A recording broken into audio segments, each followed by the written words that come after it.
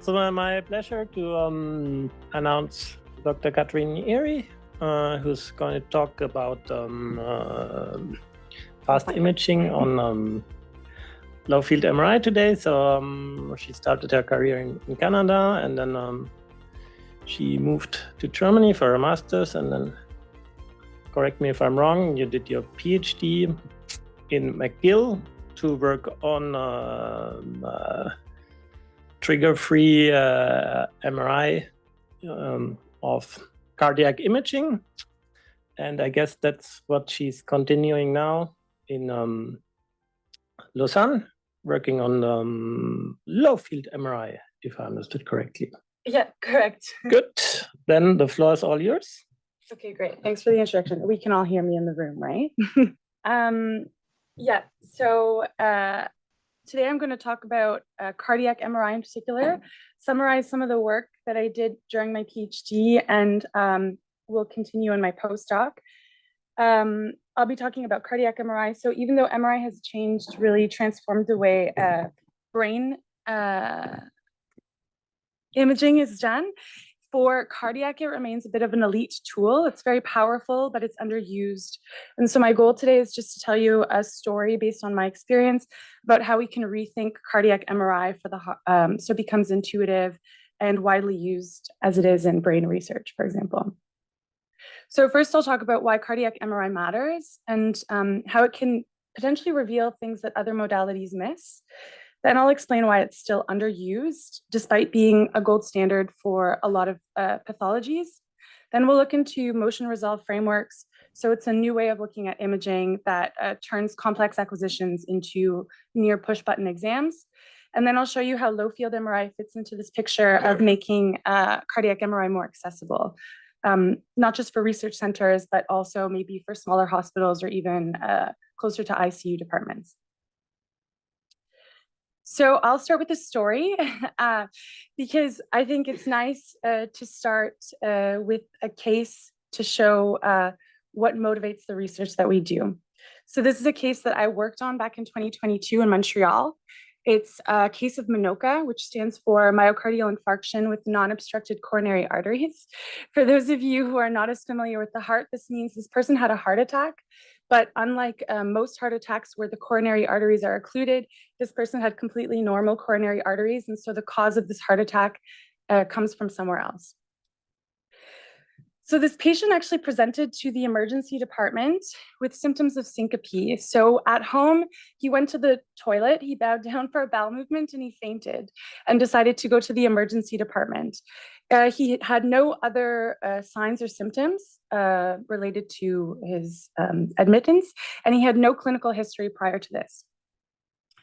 So the clinicians did all the standard tests that were necessary. This included computed tomography of the brain to try and tease out reasons for the syncope, and also of the chest to rule out pulmonary embolism. The brain CT came back normal, and the chest CT came back relatively normal, except showing that this patient had diffuse pneumonia, so inflammation in the lungs, bilateral, showing that he had some kind of viral infection. When they did the laboratory tests, they found that this patient had elevated troponin levels, so much higher than normal at 200 nanograms per milliliter, where your normal values are less than 0.4 nanograms per milliliter, and he had low hemoglobin levels. So this indicated that the heart was involved in somehow, and because of that, they ordered an electrocardiogram. Now, the electrocardiogram showed that he had a right bundle branch block and right axis deviation. So there was some kind of conductivity disorder, and flow is not moving in the way that it should. And the findings from this ECG in particular are indicative of atrial septal defect. So at this point, the clinicians are a little bit confused. This person came in because he fainted going to the bathroom, and now he has pneumonia, maybe some kind of general inflammation with like myocarditis, showing that his troponins are elevated because there's some kind of cardiac involvement, and maybe an atrial septal defect. So they order a cardiac MRI and a transthoracic echocardiogram. However, overnight, his troponins climb even higher, much higher. It's as if he's had a heart attack. So they climbed to about 3,000 nanograms per milliliter. So they immediately send him to do a coronary angiogram to look at his coronary arteries to see if there's any occlusion. The coronary angiogram comes back normal, so there's no significant occlusion in his coronary arteries. And so then he sent for an MRI. And this is where things get interesting. So the MRI not only shows the atrial septal defect, you can see in the cine image on the left, the atrium being the bottom of the images for those that are not familiar looking at cardiac. And not only were they able to look and locate where the atrial septal defect was, but they were able to quantify how much of the left atrial volume was moving into the right. Also interestingly, using late gadolinium enhancement imaging, so these two images here on the right, they were able to identify an infarction. So this is where the arrows are pointing, this hyperintense region in the basal lateral region of the myocardial wall. And the particular form of this infarction suggested that this was an embolism. So in fact, the problem wasn't the coronaries at all, and we don't know where this originated from, but it was only MRI who was able to really identify the cause and make the diagnosis. So the diagnosis here was paradoxical embolism. And this is really important because remember, the patient arrived to the emergency department because he fainted on the toilet. So his symptoms were relatively benign, but in the end, he's going for surgical ASD closure and taking anticoagulation medication to treat his symptoms. And so this is what I think makes cardiac MRI special. It's not just about taking nice images, but it's able to provide very comprehensive information about the heart. We saw this a lot in Montreal, where I was working in a more clinical setting. You're able to really make differential diagnosis based on patient cases, rather something that other modalities can miss. So as powerful as it is, cardiac MRI remains underused even in advanced hospitals. And so now we're going to look at why this is. And I just want to reiterate, this is not just my opinion. There was a survey that was just published this year, an Italian survey where they interviewed Italian cardiologists and asked them for which clinical indications do they find cardiac MRI especially useful, and why don't they use it as much as they should or could use it.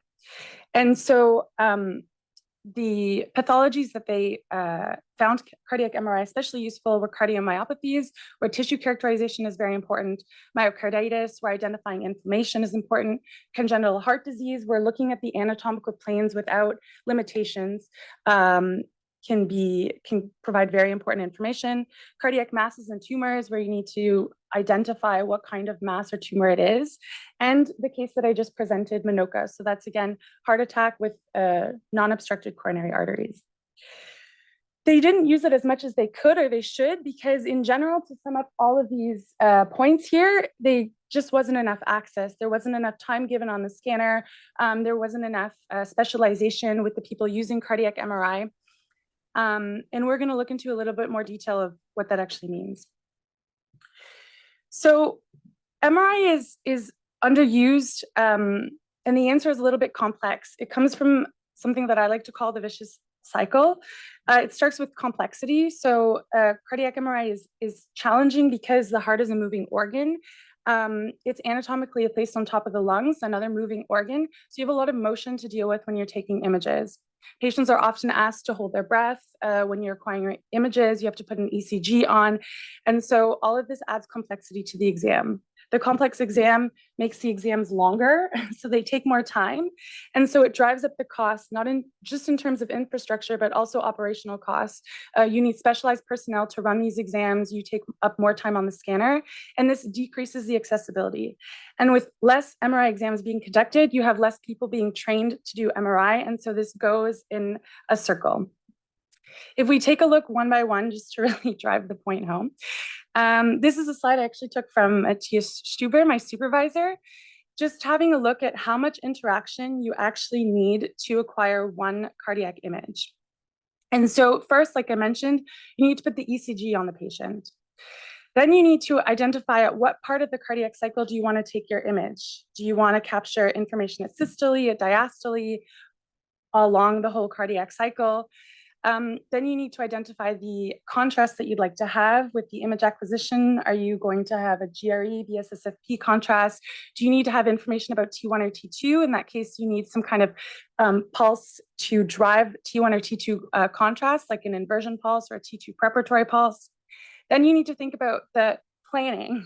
So standard cardiac MRI is done in two-dimensional imaging. So if you want to have a look at the whole cardiac cycle or the whole cardiac anatomy, you have to plan multiple 2D cardiac images. Then you have to think about respiratory motion. In the example I'm giving here, we're using a navigator, but most commonly used in clinical practice is using breath holds. Here you have to define an acceptance window. So what kind of breathing pattern will you accept in the image? Another way of looking at it is how many clicks you actually need to do one exam. So if I compare this with brain MRI, this is data that was acquired by a colleague, Jean-Baptiste at CHUV, you'll see that to do a brain exam, you need less than 50 clicks to do the whole exam. For cardiac MRI, this is multiplied by hundreds. Now let's have a look at time. So just to take one image that you like that's anatomically correct, you have to acquire a series of other images.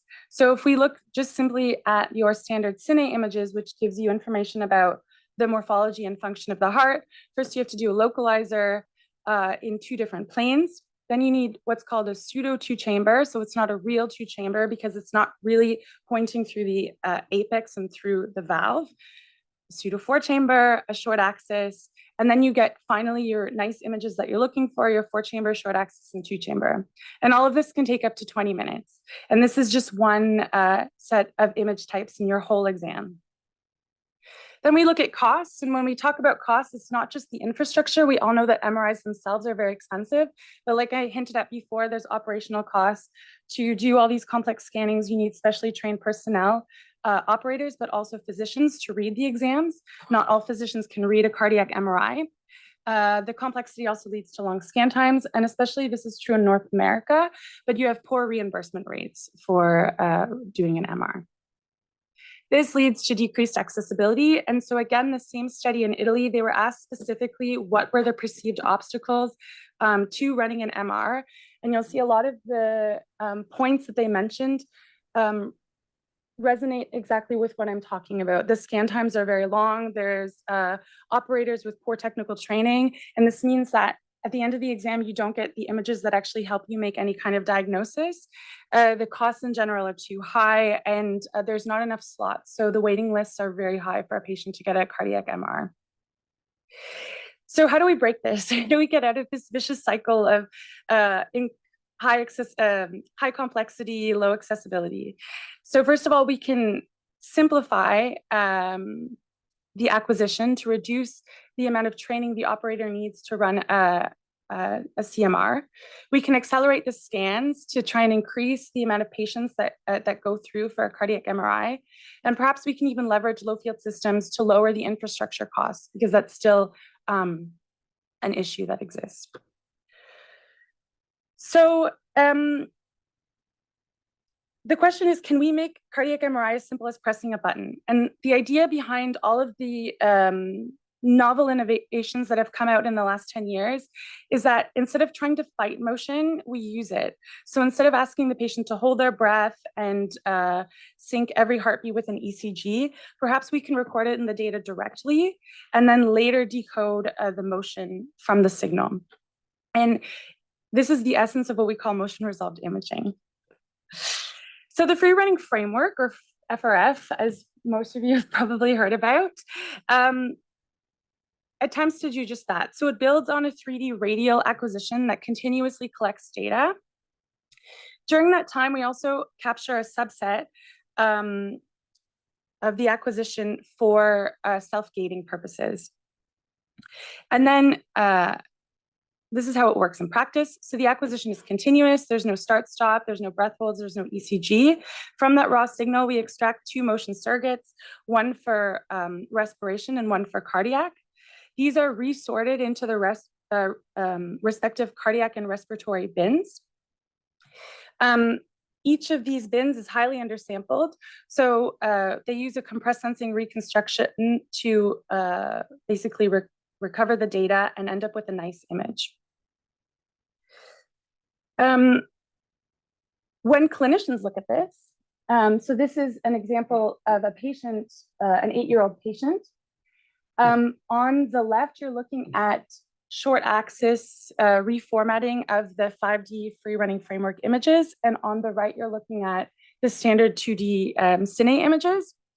The clinician that was asked to rate these images, he found that he was better able to identify septal motion.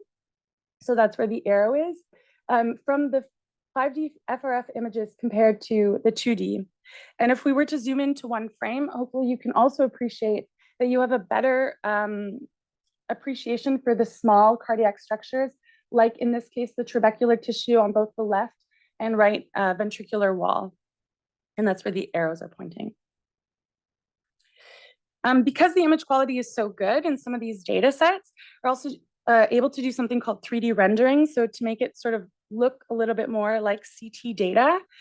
And here you can appreciate the whole 3D anatomy, including the coronary tree, both the left and the right. So essentially in one single free breathing scan, you can get a comprehensive data set, something that would otherwise require 10 or more separate breath holds. So to summarize the benefits, the free running framework has 100% scan efficiency. Every second of scanning contributes to image data. There's no need for ECG, trigger delay, or navigators or breath holds. You can generate isotropic 3D data, so any slice or orientation can be reconstructed or reformatted afterwards. And because it's continuous, it's generally thought to be robust to arrhythmias and irregular breathing. So it's not just a smarter acquisition, it's just a fundamentally different way of thinking about MRI. Now, let's take that idea one step further. So the heart isn't just moving. We're not just interested in looking at morphology and function. It's also relaxing. There's also tissue characteristics that are going on. And so we also care about looking at those things. So if we could just press a button and then really capture all of those processes in that single exam, that would be really the ideal scenario. So that's where CMR multitasking comes in. This is a technique I worked a lot on in my PhD. I was published by a group in UCLA in 2018. And the idea behind CMR multitasking is to record everything together, motion and relaxation properties of MRR, and detangle them afterwards. So this sequence uses a hybrid T2 inversion recovery pulse to drive the T1 and T2 contrast. It's similarly continuous acquisition with a subset of the readouts being used for self-gating, cardiac and respiratory motion. Then in the reconstruction, everything is teased out into its motion dynamic dimension, relaxation also being considered a dynamic dimension, organized in what's called a tensor framework. And as a concept, every point in this tensor will correspond to a cardiac image at a certain phase of the cardiac cycle, at a different respiratory phase, or at a different contrast state. As you may or may not imagine, this creates a massive data set. It's actually too big to handle directly. So the ingenuity of this technique actually lies in that you never actually acquire all of this data, but you acquire it in its factorized form and then combine it after to get what you want. And so what this looks like is you have you express the data as a basis function. So you have a core tensor that's governing the interactions between basis functions that describe respiratory motion, for example, cardiac motion, or relaxation, be it that T2 or T1. So some potential outputs that you can get when you combine these basis functions is that you can look at changes along the T1 recovery curve, and that can allow you to quantify then T1 to say make a T1 map. You can look at changes in respiratory motion, cardiac motion, and changes along the T2 decay curve as well, which can help you quantify T2. And so the dream scenario would be to take, for example, this cardiac exam, which requires ECG setups, localizers, cines, T1, T2 mapping, injection of a contrast to get perfusion, post-contrast T1, LGE, so late gadolinium enhancement, and then perhaps stress perfusion. Can combine that all into one exam, push a button, acquire 3D multitasking, and get all of those different types of images from one exam. And again, all this is free breathing, ECG free, has 3D coverage, and the work so far has been done on 3 Tesla in a 7-minute acquisition. So these are some examples of healthy volunteer images looking at cardiac motion. You can see the image quality is generally acceptable. Differences along the T1 recovery curve and delayed contrast enhanced imaging. Using a patient as an example, here you were able to see, using multitasking T1 maps, subendocardial elevation in T1 that corresponded with an elevation in the subendocardial LGE image, the standard LGE image. And a lot of my work dealt with using multitasking T1 and T2 mapping and trying to see how we quantify T1 and T2 and how we can make the quantification process faster. So here's an example of some of my work that I did using an in silico phantom, so a digital phantom. And so we simulated ground truth data. So we have a real ground truth, a T1 value. And then I simulated multitasking data, ran it through reconstruction, and then tried to use 2 different fitting approaches to optimize time. And what you can see here is that the T1 values do match the ground truth to an acceptable degree, but with probably less than acceptable amount of precision compared to the clinical standard method. So here we're looking in the in silico phantom, we're looking at values in the 60s to 70 millisecond region. And T2, this is more like 4 or 5 milliseconds compared to the ground truth.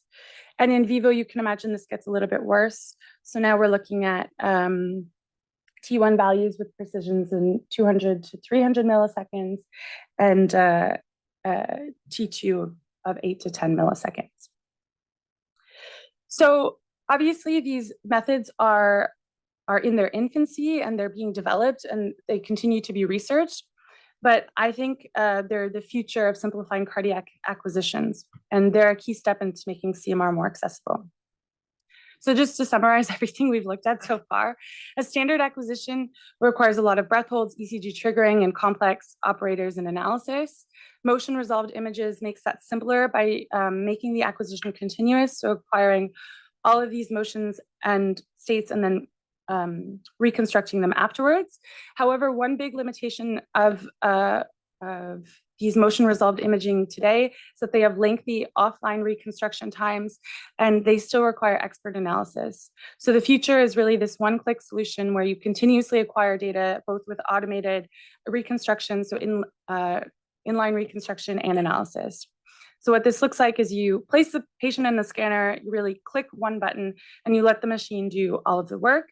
And then back on the console comes the reconstructed images that you want, and maybe also with their automated segmentation and analysis. So we've seen how these motion resolved images like multitasking and free running are pushing cardiac MRI towards more automated comprehensive imaging, but they're only part of the story. So if we think about accessibility also, not just in high functioning centers where MRIs already exist and the operators are already there, but more low income countries or rural parts of high-income countries, the cost is still generally high, and there's not enough space to put an MRI scanner, and that's where low field enters into the story. So there's been a renewed interest in recent times in low field MRI because probably the combination of modern hardware and these new innovations in acquisition and reconstruction strategies can make it a real viable option. It has lower infrastructure cost and less complexity to set up. It has a simpler installation because it's a smaller magnet with less shielding requirements and a lower maintenance burden. And that offers potential to maybe broaden the geographic reach, maybe for portable or even putting an MR scanner closer to, for example, an ICU clinic, so an intensive care unit.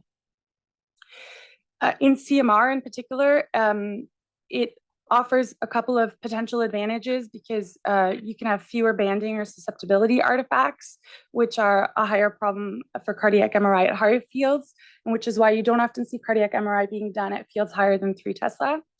There's fewer SAR restrictions, so you can use more sophisticated sequences with higher flip angles. And there's opportunities to maybe image patients with pacemakers or implants.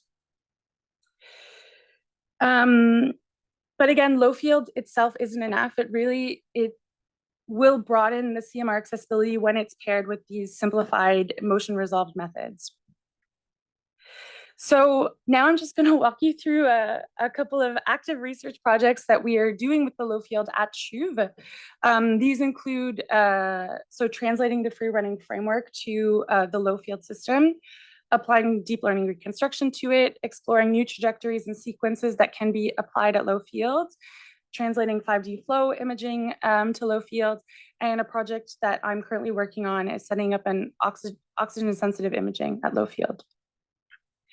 So this was work that was done by Xavier, where he translated the free running framework that we normally use at 1.5 Tesla to low field. So these are images that have 1.5 millimeter isotropic resolution, were acquired without contrast injection and an 8-minute free breathing ECG free acquisition. Kevin then took this data. To be fair, he took data that was acquired post-contrast, and he applied his deep learning reconstruction to it, so that decreased the reconstruction time to only 75 seconds, so more feasible for like online reconstruction and having the images on the console. Stan is working on exploring new trajectories and trying to increase the efficiency of the free running framework acquisition, so decreasing the duty cycle, using different trajectories that he likes to call B-star. This has an additive approach because of the way the imaging is done. You can separate water and fat, so you can acquire water and fat images as well. And this, again, his sequence has 1.5 millimeter isotropic resolution and a 6-minute acquisition. Efena has been working on translating 5D flow to be used at low field, and this has shown some promising quantitative results when compared with data acquired at 1.5 Tesla. And as I mentioned before, I'm working on establishing oxygen-sensitive imaging at low field. I don't have time to go into all the details right now, but when we think about accessible cardiac MRI imaging, one of the things that drives accessibility as well is the decreased need to inject adenosine or for contrast perfusion stress imaging. And oxygen-sensitive imaging has been a promising approach at higher fields, but no one's really characterized. It's expected that the oxygen sensitivity will drop at lower fields, but no one's really characterized to what extent and whether it still could be possible in some capacity at lower field strengths. So that's something that I'm looking into. So the final take-home message that I'd like to give to all of you is that making CMR more accessible means tackling not just the software, but also the hardware, so both together. This includes motion resolved imaging, which can simplify the exam and remove complexity and potentially decrease time, and maybe also low field MRI to lower infrastructure barriers and space barriers. So I think the future of CMR is to try and be more smart about our imaging, make it as simple as possible to provide better access to centers all around the world. So thank you for listening to my presentation, and happy to take any questions if there is any.